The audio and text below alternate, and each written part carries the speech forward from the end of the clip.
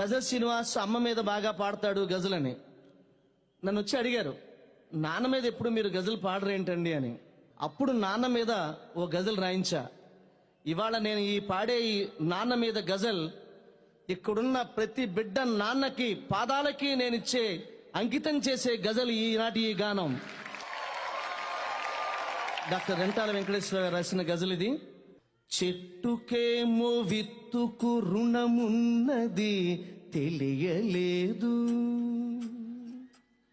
ఈ చెట్టుకేమో విత్తుకు రుణమున్నది తెలియలేదు, నాకేమో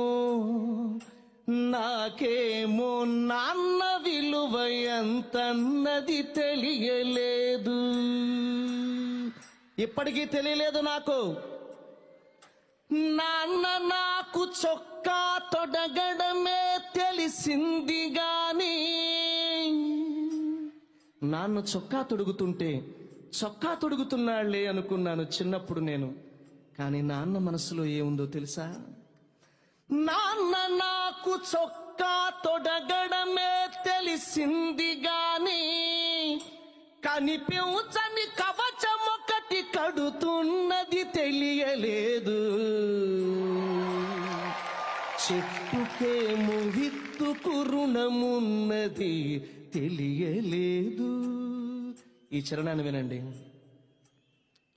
ముద్దులాడి నన్ను పైకి ఎగరేయుట తెలుసుగాని, అన్నయ్య మోహన్ బాబు గారు, చిరంజీవి గారు, ముద్దులాడి నిన్ను పైకి ఎగరేయుట తెలుసుగాని, తనకన్నా ఎత్తున నిలబెడుతున్నది తెలియలేదు. చెట్టుకేమో విత్తుకు రుణమున్నది తెలియలేదు. చేయి పట్టి నాన్న నన్ను నడిపించుట తెలుసుగాని, నాన్న చిన్నప్పుడు నడక నేర్పిస్తున్నాడేమో అనుకున్నాను నేను. కానీ నాన్న మనసులో ఏముందో తెలుసా? చేయి పట్టి నాన్న నన్ను నడిపించుట తెలుసుగాని, నా యాత్రకు శ్రీకారం చుడుతున్నది తెలియలేదు. డాక్టర్ రెంటాల గారు రాసిన గజల్ ఇది.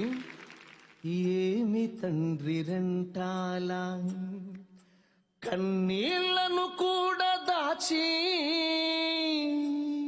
నాన్న కూడా ఏడుస్తాడు, అమ్మ ఎప్పుడు ఏడుస్తూనే ఉంటుంది. నాన్న ఏడవడం మనం చూడం, నాన్న పక్కకెళ్ళి ఏడుస్తాడు.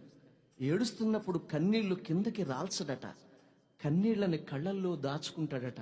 దాచుకుని మరలా వాటిని ఎలా ఖర్చు పెడతాడో తెలుసా నాన్న?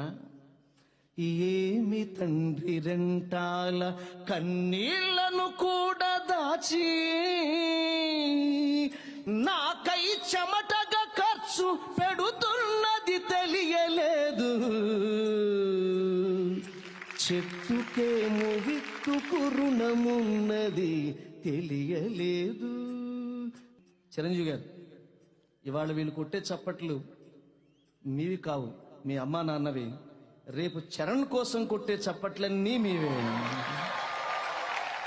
ఏమి తండ్రి రెంటాల కన్నీళ్లను కూడా దాచి, అలా కన్నీళ్లను దాచుకున్న ఆ నాన్న జీవితంలో ఎలా ఉంటాడు అంటే, నా జీవం నా సారం, నా జీవం నా సారం చీల్చి చూసుకుంటే గాని, నాన్న ఇలా నువ్వై జీవిస్తున్నది తెలియలేదు. చెట్టుకేమో విత్తుకు రుణమున్నది తెలియలేదు, నాకేమో నాన్న విలువ ఎంతన్నది తెలియలేదు.